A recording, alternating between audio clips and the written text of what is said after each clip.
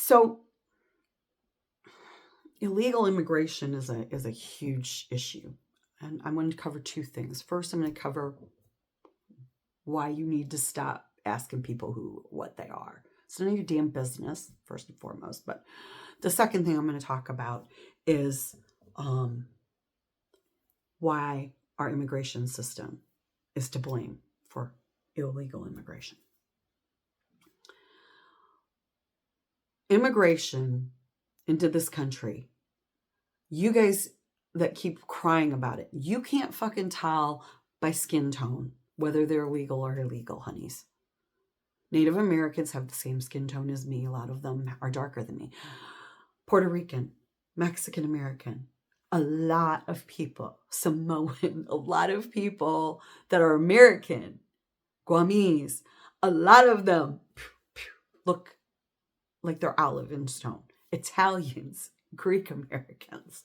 Stop Eastern European Americans. Stop assuming that they're not pink enough for you, so you have to ask. Stop asking. Period. If somebody likes you enough to tell you what they are, that's their prerogative.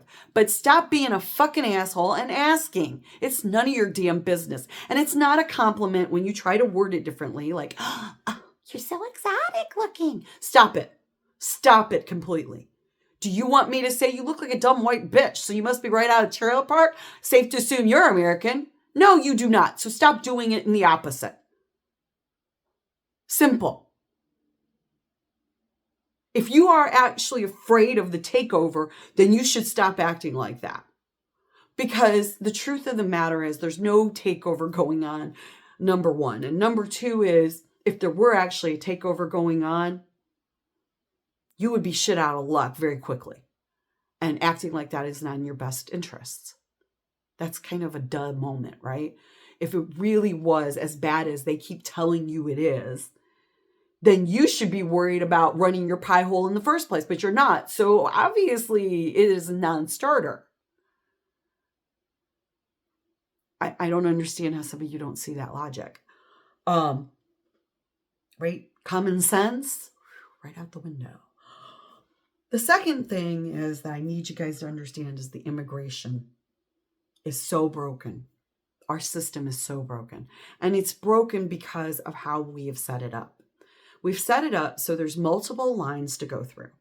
You have to go through a line to get accepted as an immigrant into the country. You then have to go through another line to get accepted into full citizenship, to the path for citizenship. And then there's a line where your citizenship gets approved. Right? There's basically 3 lines. I'm oversimplifying it, yes, but I'm trying to give you everyone a visual that they can follow. So you have basically multiple lines you have to get through. Now, you take a card, you take a number, you get through the first line. Now you get a new number. You got to get through the second line. Then you get another number and you get through the third line, right? That's how it works. So that's the simplest way of explaining it. How many of you would be pissed if somebody jumped in front of a line? Seriously. How many of you would be fucking mad as hell if someone jumped the line in front of you? That's how our immigration system works. So poor people, when they come here, they file, they get a number. Every time someone can afford a $40,000 attorney to a $200,000 attorney, every time that happens, they get skipped. That person jumps in to the very front of the line.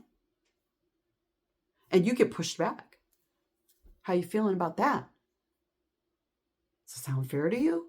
We're Americans, right? That should interfere with our natural sense of fair play. Hell, that's the way the system is working for decades. Seriously. And then we put time limits. We didn't used to, once they got their green card for their initial entrance and proof to work, we gave them eternity to get their citizenship. We didn't even force them to get it.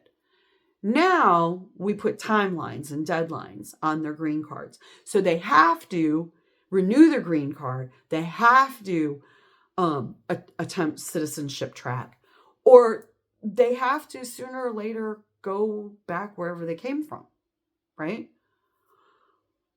And you're like, well, that's exactly how it's supposed to work then. Yeah. But what happens if they've already been accepted into the citizen track, which is that second and third line? Those expire too. Those green cards expire also. And people are skipping them in line. And when they get skipped, they get pushed back. How did you think ICE knows exactly where to find them and their children?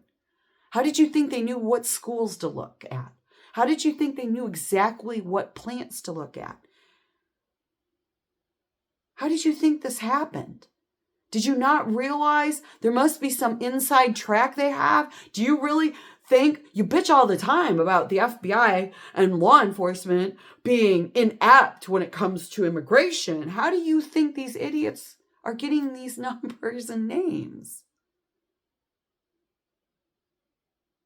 E-Verify, boys and girls. They know exactly where every illegal whose green card is expired because they're still waiting in line. It's not a fair system. It's a pay to play. And my God, they have totally ignored your cries to fix it. They've ignored everybody's cries to fix it. But, they've pointed at people. They pointed you even at other Americans because you can't tell us apart. You can't tell the brown person from another brown person. You can't tell illegal from legal by just looking at them. So now you look like an idiot and an asshole. But meanwhile, they've installed a fast lane, a gold lane, where people who are ultra rich can just pay their way in and bypass everybody. Just skip the whole line, skip all 3 lines.